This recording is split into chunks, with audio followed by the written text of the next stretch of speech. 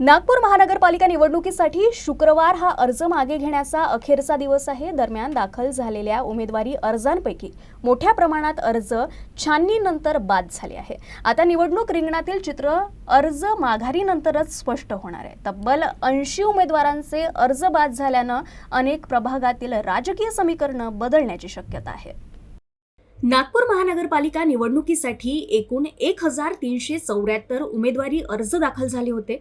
मनपाच्या 10 निवडणूक निर्णय अधिकारी कार्यालयात छाननीची प्रक्रिया पार पडली.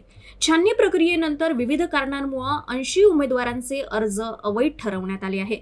त्यामुळे सध्या रिंगणात 1294 उमेदवार शिल्लक आहे. आता शुक्रवारी अर्ज माघारीनंतर नेमके किती उमेदवार निवडणूक लढवणार हे स्पष्ट होणार आहे. निवडणूक अधिकाऱ्यांच्या माहितीनुसार अपूर्ण कागदपत्र, नियमांचं पालन न करणं आणि इतर तांत्रिक कारणांमुळे हे अर्ज बाद झाले.